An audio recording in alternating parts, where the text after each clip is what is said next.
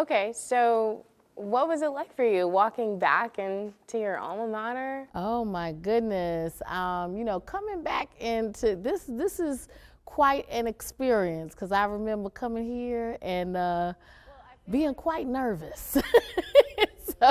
so it's like coming back all these years later. I want to age myself, but coming back all these years later, it's a big, it's a big full circle moment. Yeah, does it look any different?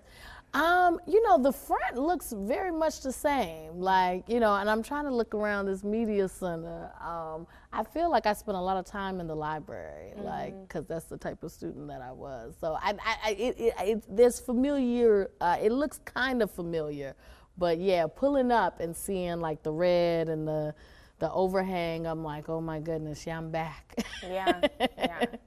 So I want to talk about your journey to where you are now. I know that you've been criticized about the way that you speak, and it's very conversational, almost as if you were talking to friends, family. Is that intentional? Is that like a conscious decision? It really wasn't a conscious decision. Like when I got to NPR, and I've said this before, I wasn't like a huge NPR listener before, but like I think that helped me not to come in with any preconceived notions of how I should sound. And so, everyone kept telling me like you should just sound like yourself, just the best version of yourself. And I just took that to heart.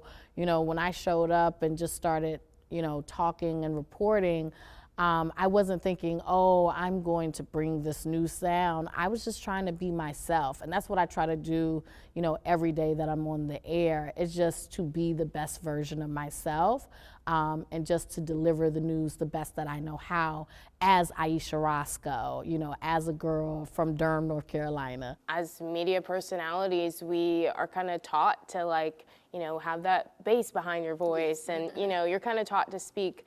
So were there any times that you took that criticism to heart or considered changing anything about you on air? And how did you maintain that despite the criticism? When someone says you're not professional or you're lazy or you're this or that, and the work that you're putting in, it can feel hurtful. Now there are certain things. There was one thing that I did change because I used to say can't.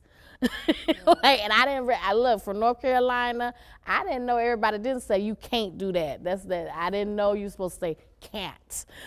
So I did change that. That was early on. So I said can't now. But at this point, I'm confident in my delivery, and I feel like, look, you understand what I'm saying, even if I have an accent, even if my vowels are a little different, even if I got a dialect, you know what I'm saying. You know the work that I bring. I have years of experience, and so at this point you're gonna get the words the way I deliver them.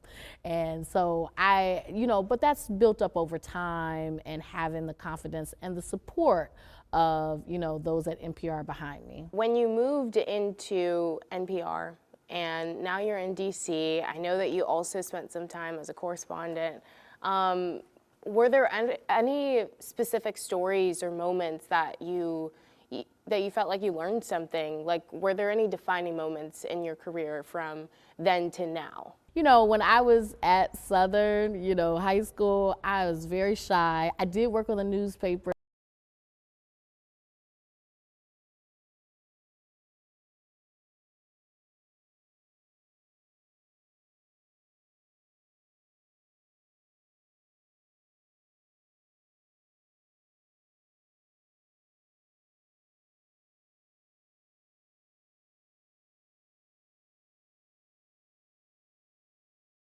First at Reuters, I was shocked. I just had never seen that for myself. I had never believed it was possible. It was something that I didn't even allow myself to dream. But I'm so grateful that the Lord had dreams and a vision for me that was so much bigger than what I had for myself. Even though my level was like right here, but the Lord has taken me so much further, and that's what I'm so grateful for. So talk to me a little bit about the book. Yes. All of the research that I did about you talked a lot about your HBCU experience. Yeah. How do you think that shaped you into who you are today? And I know that you mentioned you were a little shy. Do you think that helped bring you out of your shell at all? I was a lot shy. I was a lot shy. Yeah, so I went to Howard University, after I graduated Southern, went to Howard University, and it was, one of the best decisions of my life. It definitely set me on my path. Like, I feel like at Howard, I was able to discover my voice, and it didn't happen overnight. It's not like I got there and all of a sudden I was just so confident, I was just strutting everywhere. That's not what happened. But what happened was I was given a space and people really poured into me. People really believed in me. I went through things as a student journalist that kind of toughened me up, to know how to stand my ground, to know what was important. I had mentors, I had friends, and so what I say is at Howard there were seeds that were planted, and so the Ayesha Rascoe that you see now, the person that you see now before you, doing the work with this book HBCU Made, doing the work on NPR, those seeds were planted at Howard, and now you're seeing the fruits of it. So why was it then important for you to create this book that has several different experiences? Yeah, so it's a collection of essays from HBCU graduates, including myself, Oprah Winfrey, Branford Marsalis, Stacey Abrams, and more. And what I thought was important about putting this book together is that never before had HBCU graduates, in their own words, told their own stories about why going to an HBCU mattered and how it changed the direction of their lives. And so, first of all, I felt like it was long overdue. I couldn't believe this hadn't already been done. And then also, I just felt like we are in a moment where HBCUs are so important. And they're not just a thing of the past, they're not just a thing of, segregation or what have you. Like, HBCUs have made the world a better place, and they continue to make the world a better place. And so what I want this book to do is just to be a testament to their impact and to their legacy and the ongoing legacy, so that people will know that they are worthy of celebration and support.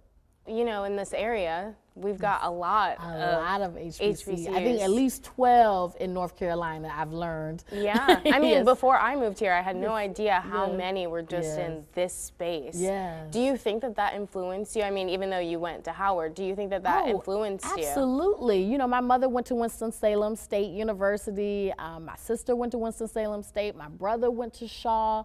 I grew up going to, the homecomings, obviously being in Durham. I see Central, I see the Eagle, It was so a part of the culture. It was so a part of growing up. Like, it just was, you saw it everywhere you went. And I think in a way you could almost take it for granted, because you don't realize there are other places that you go where HBCUs are not that prominent. And, by doing this tour, I realized there are so many people who really do not know about the HBCU experience.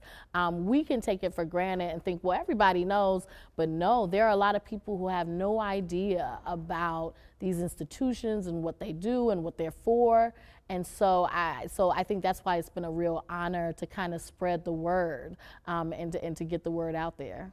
What are the inspirations or the things that have motivated you to keep going, especially in knowing that you've been criticized and knowing some of the obstacles that you've gone through?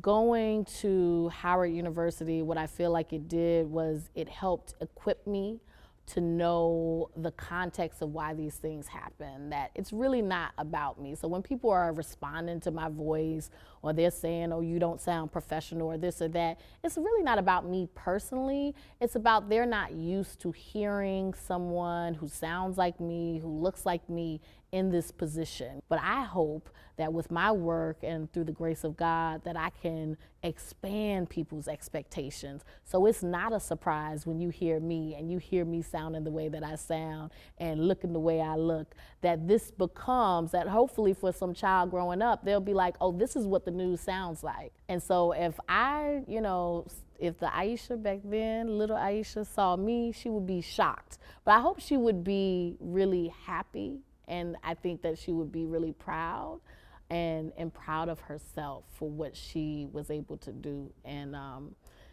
because it's hard. It's hard because, being shy and not like, I think there's a lot of self-doubt that you have. And so when you are able to, I think what I would say to myself back then is that you're capable of so much more than you realize, and that, you know, you shouldn't be so hard on yourself, you know, that you're going to be okay. And, you know, you're going to be more than okay.